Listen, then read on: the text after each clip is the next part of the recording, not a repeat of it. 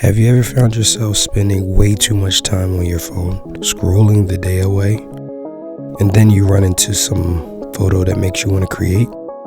I found this the other day.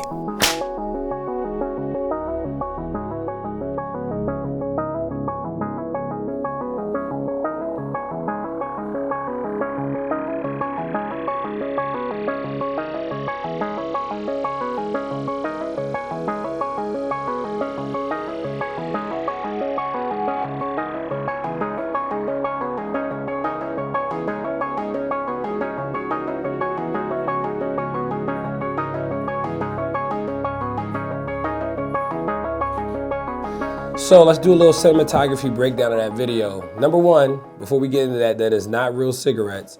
These are actually fake cigarettes. These are prop cigarettes. These are actually the brand that some movies use.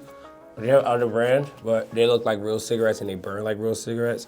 They're really nasty, but you can smoke these and you should be fine. Yeah, they're pretty cool. I got them off Amazon. I'll drop a link in the description so you can pick them up if you ever need them. But yeah, they're not real cigarettes. I wouldn't have did it if it was real cigarettes. Cigarettes give me a headache, so I wouldn't have been playing around with those. Okay, let's get into the cinematography breakdown. Let's start with the window.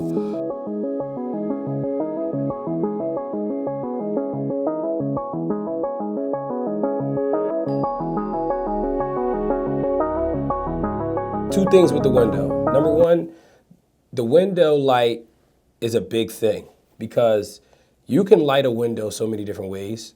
So I decided just to use the natural light. I didn't put a light outside the window shining in. I didn't do none of that. I just used the natural light. I don't know why I didn't. I just didn't feel like it. Plus it was kind of raining that day.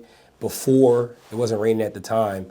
And I just didn't want a chance losing a light. When you're lighting windows, you have to put some type of filtration system on the windows because it's hard to light for your subject and light for outside. That's why you see it's a little blown out because I couldn't really light I couldn't light my subject, which is me, as light as I wanted to light them. So I ended up just lighting them at an f4, which still was blowing out the highlights because it was bright outside at the time.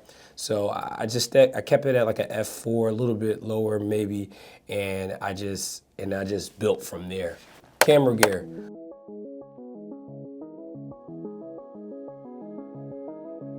A 120D light, aperture MC light, used a NAN light tube. For the 120D, I used that to shine against the ceiling. That was giving me some backlight. I got that style I heard from Roger Deakins. I heard people use it before.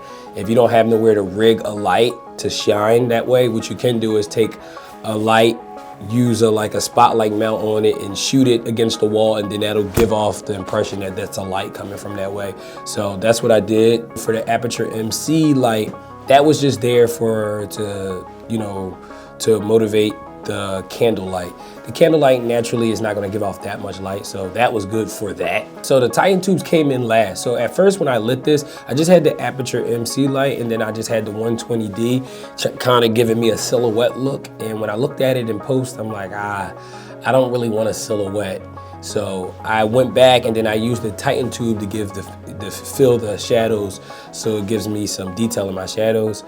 At first, I was like, it's not enough light, but I just ended up going with it. If I can go back in time, I wouldn't light the shadows with the fill with just a Titan tube. It just wasn't bright enough, but it's just one of them things where it's just an exercise. I wasn't trying to make it perfect, but I was just trying to see how to shape light the way that I like it. So yeah, it turned out pretty good. I love it.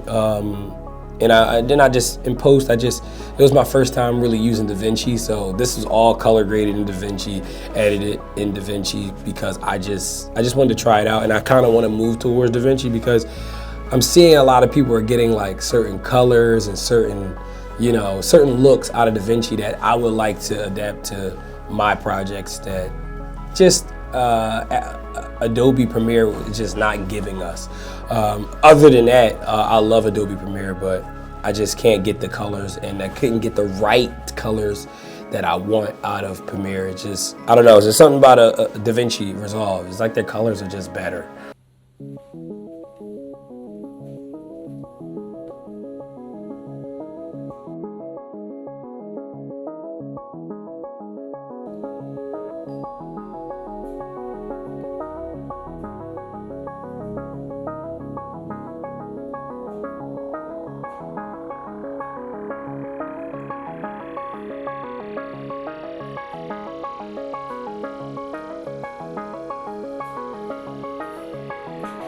Oh no, I enjoy doing this. It's just practice. You know, you got to stay on top of your game. You got to keep, learning as much as you can. One of the things I wanted to do on here is I wanted to learn something new, and what I learned was the window is very important when you're shooting, because those are the things you don't think of. You don't think about, oh, what are we gonna do for the windows when we're shooting, if it's a music video or a short film, a commercial, anything.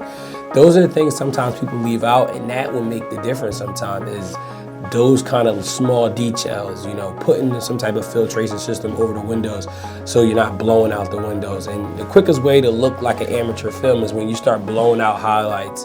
And that's the quickest way for people to be like, they don't know what they're doing. But I accomplished my goal.